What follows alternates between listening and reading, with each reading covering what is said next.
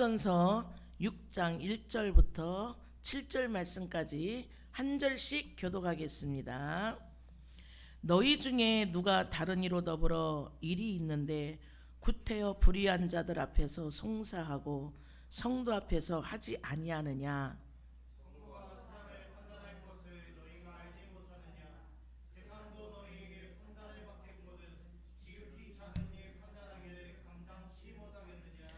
우리가 천사를 판단할 것을 너희가 알지 못하느냐. 그러하거든 하물며 세상 일이랴.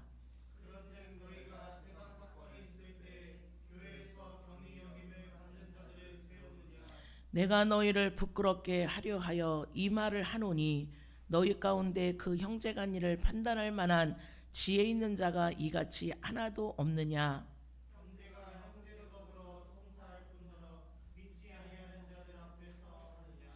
너희가 피차 송사함으로 너희 가운데 이미 완연한 허물이 있나니 차라리 불의를 당하는 것이 낫지 아니하며 차라리 속는 것이 낫지 아니하냐. 아멘. 어제 제가 이 말씀을 들고 이제 학교에 가서 학생들에게 이제 강의를 하고 왔는데 6장 7절 말씀을 두고, 그런데 가장 성도들이 목말라 하는 말씀 중에 하나더라고요. 어제 그 학생들의 말을 들어보니 교회에서도 이러한 말씀을 좀 가르쳐 주면 좋겠다. 교회에서는 한 번도 가르쳐 주지 않는 그 부분이 이제 6장 7장 이러한 말씀들. 왜냐하면 이제 강단에서 얘기하기가 껄끄러운 성에 관한 문제들은 얘기하기가 참 거시기 하니까 잘 안 하려고 하거든요. 근데 이제 어제는 제가 이제 학생들이기 때문에 이제 가르쳐 줬더니 너무나 좋아하셨어요. 그래서 우리 교회도 한번 이 말씀을 들고 은혜를 한번 나눠보고자 이렇게 이 말씀 들고 섰습니다. 자, 오늘 제목이 뭐죠? 오늘 제목 주보 뭐라고요? 송사. 송사가 뭐예요? 무슨 뜻이야? 그렇지. 시비, 다툼이지 뭐, 다툼. 그래서 교회 내에서 송사가 나면 우리가 어디로 가요? 하나님 앞으로. 야, 역시 송집사다. 맞아. 이 송사는 이 교회 내에서 성도들끼리 다툼이 일어나는 거예요. 알게 모르게 자잘한 것들이 많잖아요. 그죠? 그래서 이 문제를 놓고 바울 선생이 고린도 교회에 이렇게 해라 이제 권면하고 하는 말씀입니다. 우리가 이제 고린도전서를 읽기 전에 고린도 도시라는 데를 이해를 해야 돼. 그러면 말씀 보는 게 훨씬 더 쉬워요. 그래서 고린도전서를 도시는가 어떠했느냐면, 고린도전서는 이 이제 지도상에 보면 맨 밑에 항구에 붙어 있는 도시예요. 그러다 보니까 그런 도시는 사람이 많을까요, 안 많을까요? 사람이 엄청 많이 왔다 갔다 해요. 사람이 많다 보니까 또 뭐도 넘쳐나? 돈도 넘쳐나. 사람이 많은 곳엔 돈도 넘쳐나. 그리고 돈이 많다 보니까 사람들의 마음이 어때요? 그치, 죄를 지러 다니는 경우가 허다하게 많죠. 그리고 이 도시는 항상 새로운 문물을 받아들이는 것을 굉장히 좋아해. 특히 지식, 새로운 지식. 뭐 좋은 지식이 없을까? 이 하나님 말씀 안에 들어오면 더 이상 찾을 것이 없는데도 불구하고 이 새로운 지식들을 찾는 것을 굉장히 갈구하고 있는 데가 바로 이 도시예요. 이 돈이 많다 보니까 제약이 넘치죠. 그리고 이곳은 또 우상이 엄청나게 많은 곳이야. 그래서 신전을 지으는데 그 신전 자체가 크기가 얼마나 냐면 우리 교회 한 3배 정도 돼. 넓이, 이 모양새가 이런 게 한 3배 정도나 돼. 신전 하나 지어 놓는 것이 대단하죠. 그런 게 고린도에 12개의 신전이 있었어. 그렇게. 근데 이제 멸망하고 나서 다 이제 지금은 그것이 이제 허물어지고 또 이제 이렇게 복원하는 뭐 이러한 것도 조금 간간히 해놨다고는 하지만 어쨌든 가장 왕성하게 발달했을 때 고린도 도시는 어마어마해. 우리 청주 지역은 굉장히 조용하죠. 대전만 가도 시끌시끌하고 부산 가면 더 시끄럽고 서울 가면 어때요? 서울이 청주에 있다 서울 갔다 오면 어때요, 여러분? 머리 띵띵 아프죠? 막 정신이 하나도 없죠? 서울 가면 못 산다고 그러죠? 고린도 도시가 아마도 그러지 않았을까. 이때에 새로운 신지식이 들어왔는데 어떤 게 들어왔느냐 하면 그리스 철학이라는 게 들어왔어요. 우리가 한 번쯤은 여러분들이 다 들었을 이름, 대표적인 인물 아리스토텔레스 들어봤죠? 플라톤 들어봤죠? 이때의 이 그리스 철학의 주전 멤버야. 이들이 어떠한 철학을 세워놨느냐 하면 참 그러니까 자기가 주장하는 것이 옳다고 한번 딱 하면 벗어나는 게 굉장히 힘들어요. 특히 머리가 좋은 사람들은. 이 그리스 철학을 이 고린도 도시에 쫙 깔아놓은 거야. 그러니까 이들은 아까 제가 뭘 좋아한다고 그랬어요? 돈 말고 새로운 지식 받는 걸 좋아한다고 그랬잖아. 그러니까 이렇게 들어오니까 너무너무 좋아하는 거야. 왜? 이들이 주장한 게 뭐냐면은 이들이 주장한 게 바로 세계관, 이원론적인 것을 주장했단 말이에요. 항상 뭐를 하면 두 가지를 놓고 비교를 해서 일처리를 해. 그리고 영혼에 관한 거. 영혼을 뭐라고 그러냐면 이데아라고 하거든. 이게 뭐냐면 현실 세계에 아닌 현실 세계의 그 너머에 있는 완전한 것. 현실은 불완전하잖아요. 그러나 현실을 벗어난 너머에는 완전하다라고 이 영혼 세계를 이들은 주장을 하는 거야. 그리고 우리의 육신의 몸은 뭐라고 하느냐 하면 감옥이라고 그래. 감옥이라고 표현을 해. 여러분 감옥에 들어가면 어때요? 답답하잖아요. 짜증나잖아요. 나오고 싶잖아요. 탈출하고 싶잖아요. 그러니까 우리 몸을 감옥이라고 비유를 하니까 거기 있는 사람들이 다 어떻게 이 몸에서 탈출하기를 원하는 거야. 이 몸에서 어디로? 이데아로. 저 너머에 있는 확실한 것으로. 이렇게 이것이 물들다 보니까 이 몸의 소중함을 그들은 인지를 못하는 거예요. 하나님은 우리의 몸을 뭐라고 그랬어요? 하나님은 우리의 몸은 그리스도의 성전이기 때문에 우리 몸을 어떻게 하라고 그랬어? 거룩하라 그랬어요. 하나님이 거룩하니 너희들의 몸도 거룩하라. 근데 이들은 거꾸로야. 몸은 감옥이니까 거기서 빨리 탈피를 해야 돼. 그러니까 몸은 하나도 중요하지가 않아. 그러니까 몸을 막 함부로 놀리는 거야. 그 신전에는 1000명의 여사제들이 있어요. 그 신전을 지키는 몇 명? 1000명. 1000명의 여사제들이 말하자면 무당 같은 거잖아. 다 이쁘게 입고 거기를 지키고 있는 거야. 낮에는 거기를 지키고 있다가 밤이 되면 해가 넘어가면 그 여사제들이 다 이 도시로 내려와서 몸을 파는 거야. 우리는 그렇게 하면 그걸 뭐라고 그래요? 음란죄라고 하잖아. 근데 이들은 그런 의식이 하나도 없는 거야. 왜? 그렇게 안 배웠기 때문에. 이 그리스 철학에서 그렇게 안 배웠기 때문에 죄의식이 하나도 없는 거예요.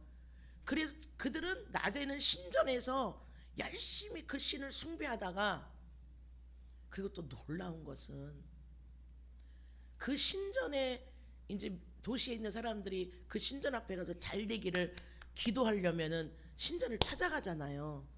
그러면 그냥 가지를 못해. 어떻게 가야 돼? 그 여사제하고 교합을 해야지만이 갈 수 있는 거야. 불공, 우상숭배하고 불공을 드릴 수 있는 거야. 얼마나 기가 막힌 거야. 지금 우리나라에도 이렇게 하는 데가 어디 있어요? 비슷한데 우리 옆에 바로 있는 거 뭐예요? JMS 정명석, 예쁜 여대생들, 아가씨들, 주부 할 것 없이 정명석을 거쳐 가야지만이 거듭난다라고 하는 거예요. 또 한 군데 있죠. 지금은 죽었지만 누구? 아니 지금 막 TV에 막 떠드는데 난리 난데 문선명 통일교, 거기도 문선명을 거쳐야지만이 그걸 바로 뭐라 그래요? 피가름이라고 그러잖아. 그러니까 그들은 그게 죄가 아니야. 죄가 아니고 그것을 거쳐야지만이 거룩한 길로 갈 수 있다라고 주장을 하기 때문에 그 일을 하는 거예요. 그러나 밖에서 보는 우리는 어때? 죄라고 하잖아. 그래서 그들이 이단이라고 하는 거지. 지금도 오늘날 세대에도 이렇게 버젓이 하고 있는데 그 시대에 죄라는 의식이 하나도 없이 했다라는 것은 어마어마한 일이에요. 사실 여사제라고 하면 아무리 무당이지만 남들과 구별된 삶을 살아야 되는 거지. 그렇게 하지 아니하고 어쨌든 몸에서 탈출하기 위해서, 감옥에서 탈출하기 위해서 그 일들을 끊임없이 했다라는 거. 자, 이것은 지금 우리로서는 이해할 수 없고 그럴 수밖에 없었나? 너무 미련한데? 너무 무지한데? 이렇게 손가락질할 수 있겠지만 그 시대 속에서는 그것이 당연시한 거예요. 왜? 그리스 철학이라는 게 들어왔기 때문에 종교적 철학과 그 일들이 그냥 쳇바퀴처럼 같이 굴러가는 그러한 시대였다라는 거. 그렇게 알고서 이제 말씀을 보면 조금 더 말씀이 쉬워집니다. 자, 그런 도시에 바울과 아볼로와 브리스길라가 고린도 교회를 세웠습니다. 거기 그런 곳에 교회 하나를 이렇게 설립을 했어요. 그러면 설립을 했으면 성도들이 있으니까 설립을 했겠죠. 성도들이 찾아와. 복음을 바울이 많이 전했으니까 성도들이 찾아와요. 그런데 문제는 자 6장 1절을 한번 읽어보도록 하겠습니다. 6장 1절. 자 시작. 너희 중에 누가 다른 이로 더불어 일이 있는데 구태여 불의한 자들 앞에서 송사하고 성도 앞에서 하지 아니하느냐. 아멘. 이 말은 뭐예요? 지금 교회 안에 분쟁이 일어났다라는 거야. 싸우고 있다는 거야. 고린도 교회 안에 성도들끼리 지금 싸우고 있다는 거야. 그러면서 뭐라 그래? 구태여 너희들이 불의한 자들 앞에서 송사하고, 불의한 자들은 여기서 누구를 가리키느냐 하면 예수 그리스도의 믿음으로 살지 않는 사람들, 그러니까 세상 사람들이겠죠. 그들, 이 빗대어서 말하자면 누구 앞에 가서 우리가 법정 시비를 가려요? 판사 앞에 가서 하잖아요. 그러니까 재판관에 가서 한단 말이지. 왜 그들 앞에 가서 너희들의 싸움을 그렇게 난리를 치니? 성도 앞에서, 교회 안에서 왜 하지 않느냐? 왜? 교회 안에는 누가 계세요? 하나님이 계시잖아요. 하나님의 이름으로 해결하려고 하지. 왜 너희들은 구태여 세상 법정에 가서 믿는 자답지 않게 그렇게 시비를 가리느냐? 지금 바울이 권면을 하고 있는 겁니다. 어떤 다툼이 많겠어요? 교회 내에서 돈을 빌린다든지 사기를 친다든지 또 뭐가 있을까요? 말의 실수, 이것도 하나의 다툼 요인이 될 수가 있죠. 남의 것을 도적질했다든지, 어쨌든 고린도 교회 내에 지금 분쟁이 일어났어. 다툼이 일어나고 있는 거야. 어떻게 할 수 없으니까 바울에게 편지를 써서 이것 좀 해결해 주세요. 그렇게 해서 지금 바울이 편지를 고린도 교회에 쓴 겁니다. 자, 7절 한번 읽어보겠습니다. 7절 말씀 시작. 너희가 피차 송사함으로 너희 가운데 이미 완연한 허물이 있나니 차라리 불의를 당하는 것이 낫지 아니하며 차라리 속는 것이 낫지 아니하냐. 아멘. 여기 보면 완연한 허물이라고 나와요. 이 완연한 허물은 죄가 드러난 거, 뚜렷하게. 예를 들어 도적질했으면 내가 언제 도적질했어? 내가 언제 사기를 쳤어? 모르잖아요. 증거를 갖다 대야지만이 되는데, 이거는 사기친 그 죄목이 그대로 적나라하게 어떻게 한 거에 대한 증거 자료가 확실하게 있는 것을 말하는 거예요. 어떻게 도적질했어? 어떻게 네가 말을 실수를 했어? 이러한 것들이 확실하게 드러난 죄목이야. 죄목이 있으니까 지금 고린도 교회가 지금 싸우고 있는 거예요.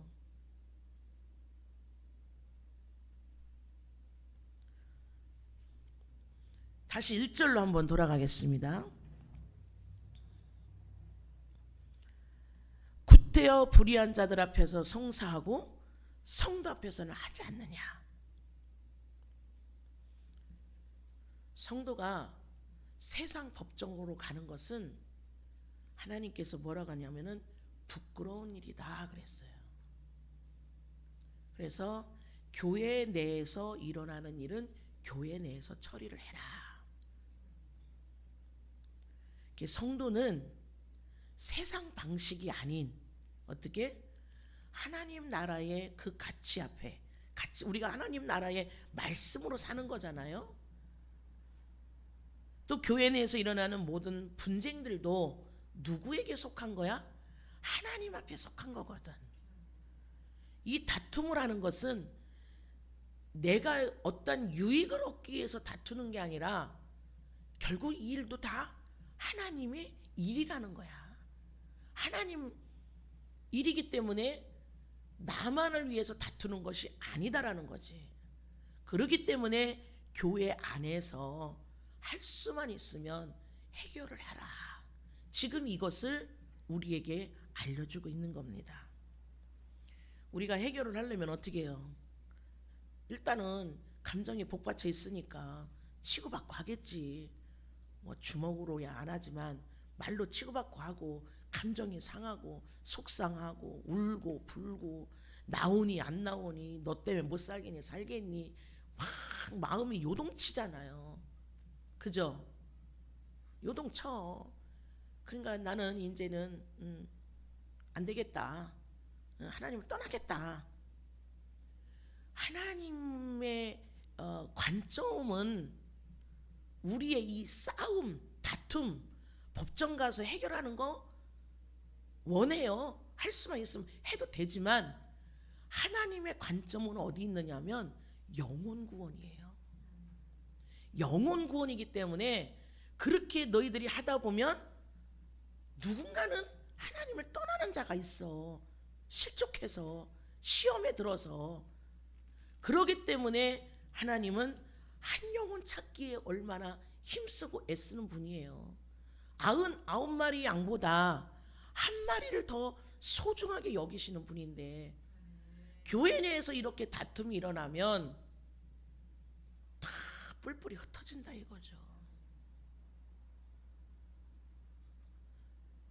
지난번에도 정말 얘기했듯이 이웃교회가, 지금 큰 교회가 교회 내 분쟁이 나서 해결이 안 돼.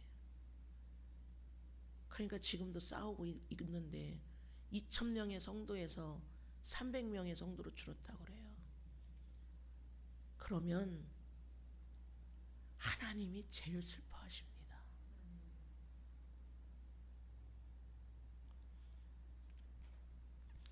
성도는요, 장차 세상을 다스리고 세상을 판단하며 살아가야 되는 성도입니다. 왜? 성도는 거룩할 성, 거룩한 자들이기 때문에 세상의 불의한 자고는 게임이 안 되는 거라. 그런데 우리 성도의 본분을 내가 잊어버리고 살아. 그냥 오늘 하루 교회 갔다 오면 되지 뭐. 그게 아니에요. 그래서 올해 우리의 목표가 뭐예요? 온전한 예배자가 되자. 형식적으로 예배를 드리는 것이 아니라 하나님 앞에 나의 마음을 토하고 정말 하나님과 함께 하나님 앞에 영광 돌리는 그러한 예배를 드리자. 그렇게 예배를 드리면은요, 내 마음은 기뻐하지 말라 해도 내 마음은 항상 기뻐하게 돼. 기뻐하게 된다니까. 주 안에서 기뻐하고 기도로 지키고 삶으로, 이것이 항상 기뻐하는 삶이 내 가정에도 그냥 쓱 묻어간다니까요. 우리가 그 생활을, 그리스도인의 삶을 살지 않기 때문에 치고받고 싸우는 거라는 거지. 그러면서 하나님, 바울 선생이 하는 말이, 야, 너희들의 문제가 무엇니? 어마어마하게 큰 문제니. 정말 너희들이 하나님 앞에 범죄하는, 정말 성령 범죄하는 이런 게 아닌 정말 자그마한 일에 너희들은 감당하지 못하고 그렇게 세상 법정을 찾아가며 싸우냐. 지금 이 말을 하고 있는 거예요. 이제 오후 예배 때는 그러면 도대체 고린도 성도들이 무슨 죄를 졌길래 이렇게 책망과 권면이 들어왔는지 이제 오후 예배 때 이제 알려드릴 터인데, 성도는 하나님 나라의 백성입니다. 송사를 하면 가서 시시비비를 가리면 뚜렷한 제목이 있으니까 이기겠죠. 그러면 어떻게? 내가 정의롭게 저 죄진 자를 내가 정의롭게 내가 구현했어. 죄진 놈은 저렇게 작사를 내야 돼. 해가면서 어우 떳떳해. 이제 법정에서 딱 내가 옳았다는 것을 알려줬으니까 나는 이제 두 다리 쭉 뻗고 잘 수 있어. 그런데요, 하나님의 방식은 다르다라는 거예요. 복음의 본질은 이러한 것들이 아니라는 겁니다. 서로 간의 관계가 결국은 단절되잖아요. 단절되고 얼굴도 보지 않아. 그러나 우리가 영혼 구원에 초점을 맞추고 산다면 교회는 판단보다는 그 상처받은 마음의 치유를 해가며 또 화해의 공동체가 돼야 된다는 것입니다. 그렇다고 이걸 악용해서 버젓한 제목이 있는데 나 이제 괜찮아 이렇게 하면 안 되는 거죠. 정말 주님 앞에 참회하고 엎드려서 하나님 내 죄를 용서해 주시고 하나님 앞에 정말 통회하는 눈물과 통곡을 흘려야 되는 겁니다. 따뜻하게 얼굴을 탁 아무 일 없었다는 듯이 그렇게 살면 그것은요 하나님이 쳐다보지도 않아요.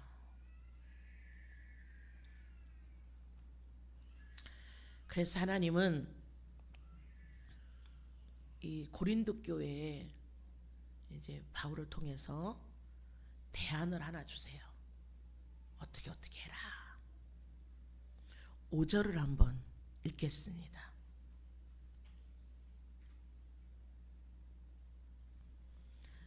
시작.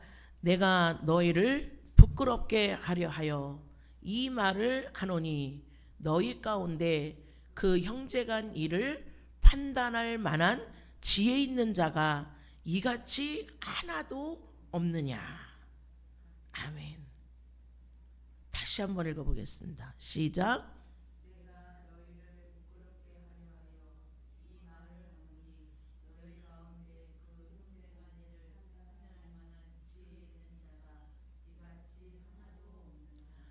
아멘. 이 말은 무슨 말이에요?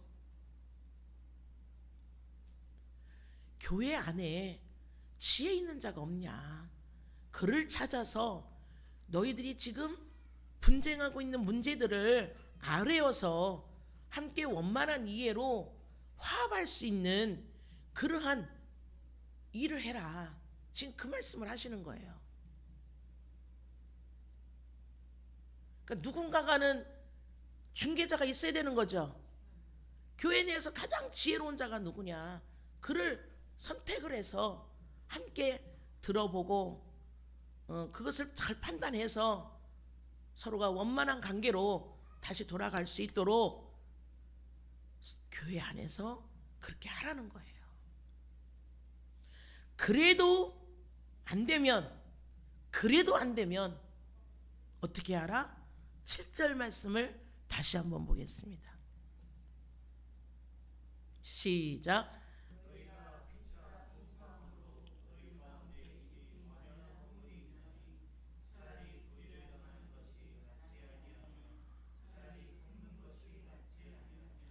아멘. 이렇게 뚜렷한 제목이 있는데도 화해가 잘 안 되면 어떻게 하래요? 차라리 억울하지만 그냥 당해. 차라리 속았다고 생각을 해.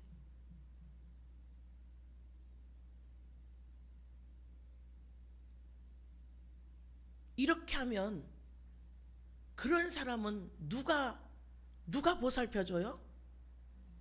그렇죠. 하나님이 신원해 주시죠. 하나님이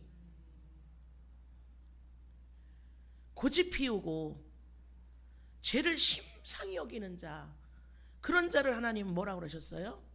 미련한 자라고 했어요. 미련한 자. 아무리 알려줘도 깨닫지를 못해. 우리가 그런 사람을 무슨 수로 이겨? 하나님의 말씀, 하나님도 그를 이기지 못하는데 우리가 어떻게 이겨? 그거는 하나님 앞에 심판받는 그때를 기다려야지. 어떻게 할 수 없잖아요. 말을 해도 안 통하는 사람 여러분 주위에 있어요, 없어요? 있어요. 그럼 어떻게 해? 어떡할 거야? 그렇다고 그 사람하고 단절할 거예요? 아, 이 사람은 이런 사람이구나. 차라리 내가 그냥 져주는 거요. 아, 저 인간은 회생할 가능성이 없는 그러한 소유자구나. 그냥 내가 당해주는 거야. 그러면 그 사람은 누가 해결을 해요? 하나님이 하시는 겁니다. 우리 속은 부글부글 끓고 정말로 내 속은 타들어가는 그러한 마음이고, 정말 화가 나서 얼굴을 보면 화가 나서 미치지 못하고, 그럴지라도 하나님은 이렇게 하는 것이 더 좋지 않겠냐, 그 말씀을 지금 하고 계시는 거예요. 그런 사람은요, 내 의로 사는 자들이에요. 귀가 커져서 내 의가 충만한 자들이야. 하나님의 의가 충만해야 되는데 내 정의가 충만한 자들이야.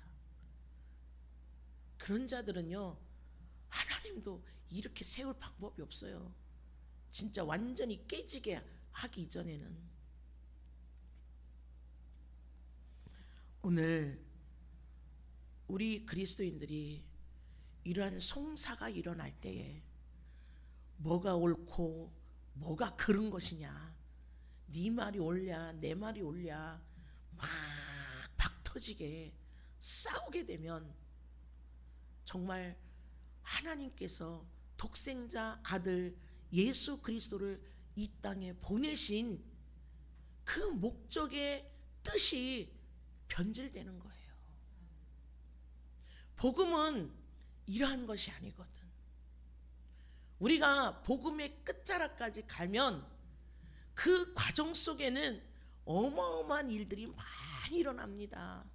내가 생각하지 못한 거, 내가 알지도 못한 거, 좋은 일도 많이 일어나지만 나쁜 일도 많이 일어난다라는 거예요. 그럴 때마다 우리는 복음의 본질을 찾아가면서 우리는 살아가야 된다는 거예요. 복음의 본질을 잊게 되면 막 감정이 복받쳐 올라올 때는 복음이 뭔지 하나님이 뭔지 다 잊어버리게 되죠. 막 씩씩거리고 마음 다치고 막 정말 많은 것을 잃게 되고 사람도 잃고 경제도 잃고, 하나님이 여기서 가장 중요하게 여기는 거, 내 백성이 떠나는 거, 사단에게 떠나는 거, 하나님은 그 관점을 보고 계십니다. 사도 바울도 복음을 전하는 1차, 2차, 3차의 그 전도 여행을 통해서, 선교를 통해서 가장 1번으로 생각하면서 복음을 전하는 목적이 하나님 앞에 영광 돌리는 일이었어요. 두 번째 중요하게 여긴 것이 영혼에 초점을 두고, 영혼이 내가 하는 것으로 인해서 실족이 된다면 나는 그냥 손해봐야 되는 거, 차라리 손해를 봐라. 저 영혼이 하나님 앞에 온다 하면 내가 그냥 양보를 해라. 세 번째는 죄를 누군가가 하나의 일을 지을 수 있는 일의 요소가 있다면 한 번쯤 생각하고 말도 하고 행동을 해라. 이게 바로 복음의 본질입니다. 내가 누구인지, 내 안에 누가 계신지,